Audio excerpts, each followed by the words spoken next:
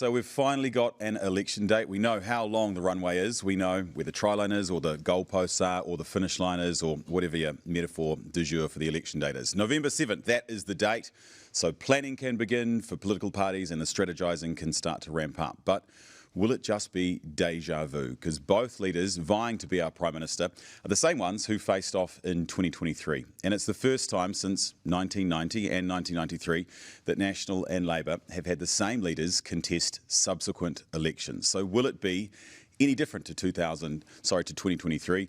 Or will it be a battle of the boring? Will it be a battle of the beige? Well, joining me now is Labour leader Chris Hipkins, who's fresh from his party's caucus retreat in West Auckland. Thank you very much for joining us here.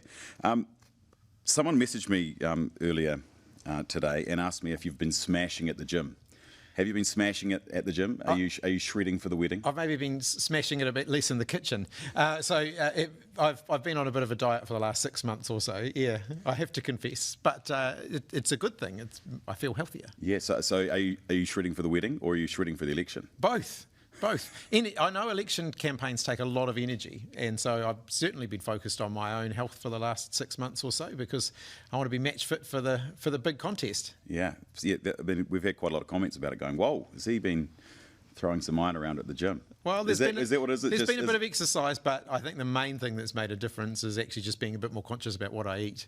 No sausage rolls this campaign. Okay, because that was what defined and also plagued you at the last election. By halfway through, you were over it. Yeah, well, I mean, I ended up eating a lot of sausage rolls, so we won't be doing that this time around. It's self-fulfilling prophecy because everyone saw you doing it, and then you'd go and be a guest, and they'd go out and buy sausage rolls for you. Well, it's a kind of a national dish for New Zealand, and I understand that, but there has to be a limit. I put on about 10 kilos last election campaign. I'm not keen to repeat that exercise this time. Okay, around. so we've got some lollies here, and it can't tempt you for some. No gummy bears either. Okay, Gummy bears are out. The reason there's some lollies there is because politicians love a lolly scramble. So we thought there'll be no lolly scrambles at this election, Lloyd. Really? No okay. lolly scrambles. We'll get to that in just a jiffy. But coming back to the wedding, when will the wedding be? We haven't set a date for that. We were waiting to see what the election date is. Probably over next summer, so after the election, so sometime in 2027. Is there part of you that wants to use the wedding as leverage for getting back into the beehive? Not at all. No, not at all. It's going to be a lovely family celebration, but no, it's not going to be a political event. Okay, so I was expecting Women's Day or Women's Weekly spreads of you and the wedding kind of a month, 2 months out from the election. That's not going to happen. The wedding's not going to happen until after the election. Okay. Let's talk about your summer. What did you do over summer? Did you have a good summer? I had a great summer. We spent a bit of time at the beach, a bit of time in the garden, a bit of time doing a few home improvement projects, just doing what a lot of Kiwi families do, taking a bit of downtime and having a bit of time outdoors. Which beach did you go to? I spent time on the Kapiti coast, so close to home. Spent a good couple of weeks up there. Kapiti Coast. I mean, that's an interesting beach. Isn't it full of driftwood and sort of mud and sludge? Kapiti is an amazing beach right the way along there in that it changes on a day-to-day basis. You can have a beautiful sandy beach one day, and then you can have a beach covered in driftwood another day, and then you can have a beach covered in something else another day. You really don't know what you're going to get depending on the change of the tides. What home improvements are you doing? So this summer holidays, a lot of little jobs, cleaning out the garden shed. Took a load of stuff to the rubbish dump, took quite a lot of stuff to the green waste after cutting down some trees and trimming some hedges and doing all of that kind of stuff. New steps for the garden shed, restained the deck. Last summer we ripped up the deck and replaced it, so this summer restained it again. Just lots of little jobs around the house. Do people know this about you, that you've got green fingers, you like gardening, you like DIY, and you like cooking, you like being in the kitchen? I particularly like barbecuing, so a bit of that over the summer holidays, although not as much as we might have done in previous summers. But yeah, I like to do all of those things just around the house. Yeah, and so that's pretty much where you stayed. You were there in Kapiti Coast over summer. That's right. Yep. Okay, so that's just a very down to earth summer. You didn't go anywhere. Didn't go and don't have a batch anywhere. No. We've got a batch on the Kapiti Coast. Oh, okay. But as a politician, you spend a lot of time travelling. You spend a lot of time out and about, meeting lots of people, and that's great. But over the summer holidays, it's quite nice just to be in one place for a little bit of time and just have some downtime. Did you do some contemplation? Because that's usually what politicians do. Bit of that reading, bit of thinking, a few walks on the beach. But contemplating your career, do you want to stay in politics? Do you still want to be the leader of Labour? Did those thoughts cross your mind? I did that after the last election, so I had a good summer break after we'd lost the last election, and then of course last summer as well. So that was, I made the decision well before now that I was going to stick around and contest the next election, that I had plenty more left in the tank, plenty more left to give, plenty of enthusiasm for New Zealand's future. So you've still got plenty left in the tank. Absolutely. I mean, you've got a gorgeous new fiancée, you've got a wedding to plan, you've lost 10 kgs. Why stay in politics? Well, my kids. I think about what kind of country we're creating here in New Zealand. I look at the number of young Kiwis who are giving up on the country and leaving every day. Record numbers of New Zealanders left the country permanently last year. We can't sustain that. I want to know that by the time my kids get to making that choice, that the choice they're going to make is to stay here in New Zealand, to make a life for themselves here in New Zealand. We've got to do better, and I'm absolutely passionate about that. It is the thing that really motivates me to stay in politics, to get out of bed every day, to go to work every day, is the idea that we can be a much better country that's offering much more in the way of opportunity and hope for New Zealanders. What you want to do, someone who's been Prime Minister, now you're in opposition, you want to be the Prime Minister again, that hasn't happened for 66 years. The last time that happened was with Keith Holyoake, then it was Walter Nash, then Keith Holyoake again. Why do you think you can break that drought? Well, I noticed you did mention 1993. In 1993, Labour and the alliance between them got 53% of the vote, but the national government ended up back in office because of the first-past-the-post electoral system. We don't have first-past-the-post anymore, we have MMP, and we've seen a huge increase in Labour's support since the last election. So we're a good probably 10% ahead of where we were on election day last year, and my goal over the coming year is to build on that further. We did take the time. I only had about 8 months as Prime Minister after I took over from Jacinda. And so we did take the time as a team to say, why didn't New Zealanders re-elect us? What do we need to do differently next time? So you really think that you can go back into Parliament? Do you think this government's going to lose the election? Oh, I think New Zealanders have every right to feel very disappointed by this government. They voted them in on a platform of change, on a platform of fixing the economy, fixing the cost of living. They haven't fixed the economy. The economy's shrunk. More people have lost their jobs. The cost of living challenges are getting worse for New Zealand families. And this government's so out of touch with that. And in many cases, they give the impression that they just don't care.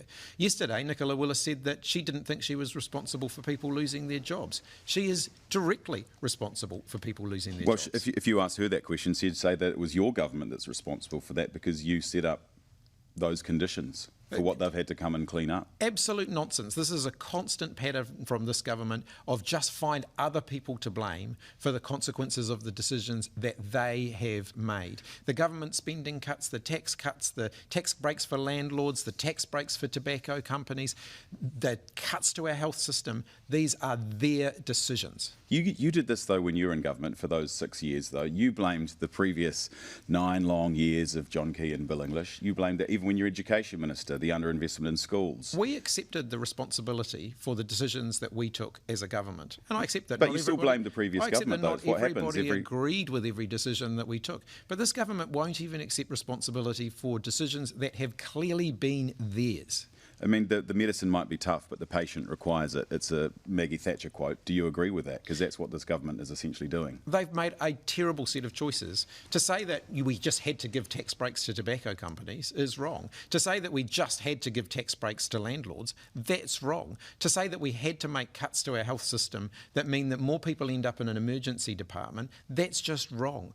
There are other choices. They've made a bad set of choices. I'll give you the tobacco thing, because none of them campaigned on that, but the tax breaks for landlords, interest deductibility, all three of the coalition parties, they campaigned on that.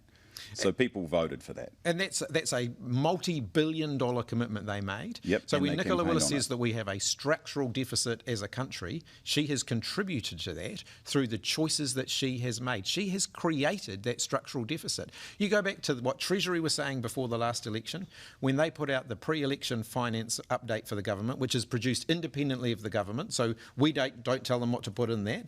They were forecasting that New Zealand would be back in surplus by now.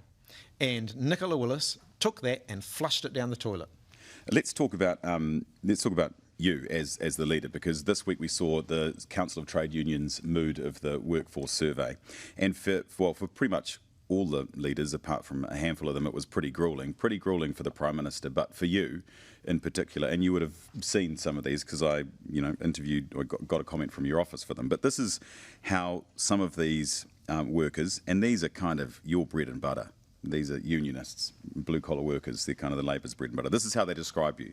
Benign but not particularly strong, too weak and reactive, needs to up his game and show some grit, failing to present a strong alternative, timid or lacking charisma, nice but ineffective, uninspiring, competent but bland, and supporters want you to be bolder. So, and I mean no disrespect in this question, but are you just too boring? We made the decision after the last election to do opposition differently, to not bark at every passing car, to not just oppose everything for the sake of opposing it, to actually get out and engage with the New Zealand community, to recognise that we lost, and to say, okay, what do we need to do differently next time to win back your support? And I think New Zealanders are going to see something quite different from us this year. They're going to see a very positive, optimistic vision for the future of New Zealand from Labour. They're going to see more policy from us. We haven't put much policy out there yet. A lot's been changing. It's been a very volatile time for New Zealand and for the world. But I'm confident now that when we put out our election policies, when we make commitments on this campaign, that I know we'll be able to deliver on the promises that we make. Because if there's one thing that's come through very, very clearly from Kiwis, it's that they've had a guts full of politicians just saying whatever they need to say to get elected, and they're not delivering on the promises that they make. I hear that, and I'm determined not to add to that. You keep using the word us, and I know that us as a Labour team, that's the way that you're using it. But what about you? Because people want to see an inspiring leader. Or are we not going to get that? Are we not going to have a type of Helen Clark or a Key or an Ardern who really rallies the troops in a presidential style? Good leaders bring teams together, and that's what I've been focused on with the Labour Party. Christopher Luxon, presented himself as the one-man saviour for New Zealand. How's that working out? How would you describe him, speaking of Luxon? I mean, you've seen how the CTU or the union members that they surveyed describe you. How would you describe Luxon? He's completely out of touch with what's actually happening for New Zealanders. When he talks about the economy's recovering, we've turned a corner, New Zealanders have heard all of that from him before, and it hasn't been true then, and it's not true now. For a lot of New Zealand families who are still struggling, he has no idea what's happening in their lives or the consequences of the decisions that he and his government have taken for regular, everyday New Zealand families. Is he inspiring? Is he a good leader? Is he a good leader for the country? Well, New Zealanders will ultimately make that judgment for themselves. Well, I'm asking you. If you think a whole I'm asking you. What do you think of him? If you think a whole lot of management buzzwords strung together as an inspiring vision for the country, then maybe he's your guy. But I think New Zealanders deserve better than that. But you've seen how people describe you, and that's probably something that you're working on to become, I guess, more likeable to everyday people. But Luxon obviously needs to work on that as well, because the feedback coming in about him is very similar. If there's one thing I've learned about politics, as in life, is you've always got to be focused on learning and self-improvement. Anyone who walks into government thinking they know all of the answers and that they don't need to learn anything new is going to be a disastrous leader. You've always got to keep learning. I've never claimed perfection and never will. I think every good leader continues to learn, continues to receive feedback, continues to react to that. And you've got that feedback from the Mood of the Workforce survey. You're going to react to that? We've also seen opinion polls that have been showing very, very positive trends for Labour as well. You take on all of the feedback. Now, in politics, people aren't shy about giving you feedback. Some of it's useful, some of it's not. That's the reality of the job that we're in. Is it a lot of people, when I talk to them, when I go back, because a political report and everyone gives you your 5 cents over summer, they just say the two options, they're just quite boring. It's just going to be quite a boring election. Well, our campaign's only just started. We've really kind of kicked it off today. The election date was yesterday. We kicked off today. And I think Kiwis are going to see a lot more from us over I'm not talking about the campaign, I'm talking about the leadership options, Luxon versus Hipkins. Well, people will ultimately make that decision for themselves later in the year, but I'm absolutely determined to offer them a real alternative. And that alternative, what is it going to be? Are we going to see some sort of bold, radical policies? You'll see a Labour Party, including me, committed to a New Zealand that's better, committed to one that's creating good jobs and opportunities for New Zealanders so we don't see that record exodus of Kiwis leaving the country. One that's restoring some basics to New Zealand, like the dream of home ownership. I think young New Zealanders aspiring to own their own homes deserve a government that's going to back them. Access to healthcare when you need it so that you don't end up in a hospital emergency department, and action on the cost of living. National promised action on the cost of living, and the cost of living's gotten worse. You use the word basics, and that's also National's slogan, fixing the basics. Oh, look, but that's all they've got. That's the thing about National. All they're interested in is slogans. They don't actually have any answers. But you want to fix the basics. You haven't provided any alternative, and you'll say that you're going to release that. I've already provided one very clear alternative. While it's costing nearly $100 to go and visit the doctor under National, if you can get a doctor's appointment, we are going to make it free for New Zealanders to visit the doctor 3 times each year, and we're going to make sure that there are enough doctors there to see you so you can get an appointment when you need it. And we've set out in great detail how we're going to deliver that. Which doctor costs $100? Because mine is $67. Well, I said up to, and there are doctors' visits now that are nudging $100 around the country. Oh, that's when they're not your GP. No, it depends where you go. Some GP visits are getting quite pricey. Okay, all right. So other policies, though, that will help show New Zealanders what you're actually going to stand for and what you're going to change, rather than just promising something different without fronting up with it. When are we going to start seeing some of those things? Do you know what they are, or are you working on them in your policy campaign? And we've got a lot of policy to come. We launched the New Zealand Future Fund last year, which is about backing New Zealand businesses, using the assets that we've already got as a country to grow more innovative businesses in New Zealand so that we can create the sort of, well-paid, exciting jobs that are going to keep New Zealanders, keep our talent, keep our wealth here in New Zealand. New Zealand Future Fund's got to be one of our first steps. A capital gains tax, a simple, targeted capital gains tax, because we've got to stop thinking of residential rental properties as our primary form of investment as a country. That is not going to make us wealthy as a country. We've got to get investment into productive businesses that create good jobs and create opportunities for New Zealanders. Who is the door, in terms of coalition partners, if you're in a position to form a government, who's the door closed to? We're going to set out much closer to the election the parties where we have common ground, areas where we've got common ground with other parties, and areas that are no-go zones for us. And that'll include whether there are any parties that we simply won't work with. We'll set that out closer to the election. Now you could probably rule them out. You couldn't work with National? Oh, look, I'm not going to. Well, Grand Coalition, I think, would be a bad thing for New Zealand. We'll set all of those things out closer to the election. Is the door open to act? I mean, surely you can just say the door is closed to act. The door is under MMP, parties have to work. There are very seldom, in fact, there's only once been a majority government with one party under MMP. Parties have to work together. We've demonstrated previously that we can work with other parties. We have worked with the Green Party. We have worked with Te Pāti Māori. We have worked with New Zealand First. Going back, we worked with United Future back in the day when United Future was a thing. Worked with the Alliance. Worked with the Progressives. Labor has a track record of being able to work with other parties to provide stable government. Winston Peters won't work with you, though.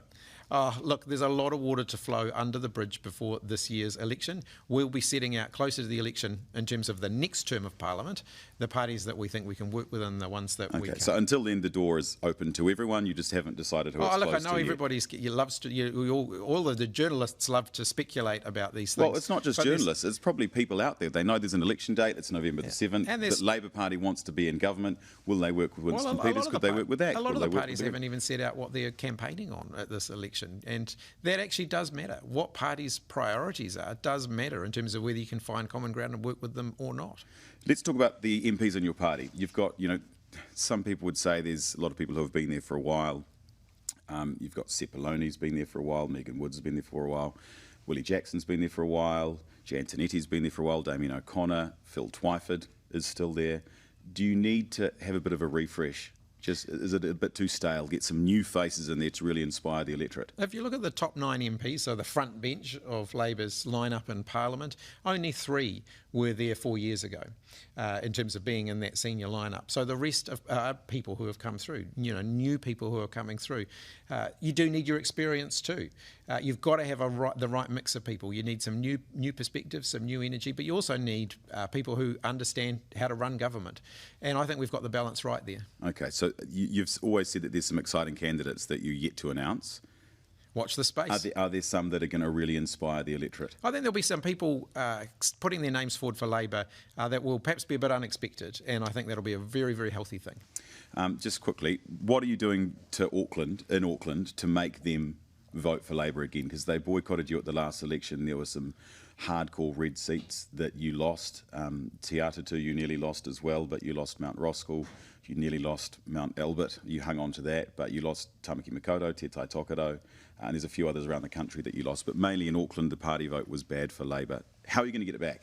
There's no question that there was a post-COVID backlash against Labor in Auckland in particular.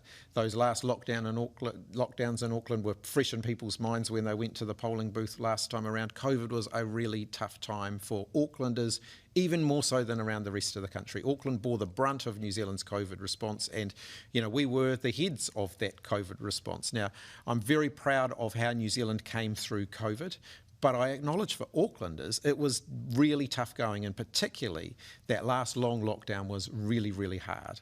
And we bore the brunt of that in the last election campaign. But there was more to it than that as well. There were issues around crime, issues around cost of living that they didn't think we were doing enough on. So we've very much refocused on the issues that we know New Zealanders want to see us putting front and centre. I'm putting cost of living front and centre because Kiwis have very clearly said we want that to be at the heart of the decisions that you make as a government. Every time we make a decision as a government, one of the first questions I will ask is, what does this do for affordability for New Zealanders? Is this going to make New Zealand a more affordable country for people to live in, or a more expensive country for people to live in? Despite all of their rhetoric, the national government have continued to hike up costs for Kiwis. Every time you register your car, it's costing a lot more than it did before they came into office. All of the decisions that they're making are actually making New Zealand a more expensive place to live. I feel like these are the same arguments that we had in 2023. The cost of living was the main thing because interest rates were high and everything was costing a lot. Inflation was going up, all of the same issues. And this government will use those, National Act, New Zealand First, are going to use those issues to attack you all this year because that was your legacy, as well as COVID. I mean, you were the face of COVID. Is that going to be hard to shake as well? They haven't fixed the cost of living for New Zealanders, and they're so out of touch when they say but that by the time we get to the polls, they might. They're banking on that. Well, the cost of living's not suddenly going to fix itself. They seem to think that just bringing interest rates down is all that it takes to fix the cost of living for New Zealanders. I think that shows how out of touch they are. Interest rates were going to go up, and they were going to come down again. That's happened around the world. After COVID, there was a big spike in inflation around the world. We absolutely suffered for that as a government, and I understand that. It hurt New Zealanders, as it did many other countries around the world. No incumbent governments who sought re-election during that time were re-elected, and you can understand why, because the big post-COVID spike in the cost of living hurt. But National said they were going to fix it, and they haven't. You got election slogan yet? I've been less worried about the slogan and more worried about the substance, but you'll see plenty more from us in the next little while. Is it something about backing Made in New Zealand or something? We saw that yesterday. I do want to see a future Made in New Zealand, and I do want to make sure that the ideas that we generate here in New Zealand benefit New Zealanders.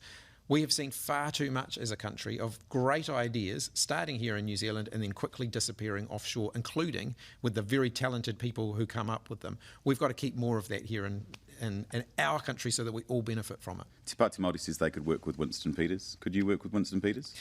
As I've said, you can ask me. I saw you came back to that again, Lloyd. Yeah, we'll set that out later on. It's just very frustrating.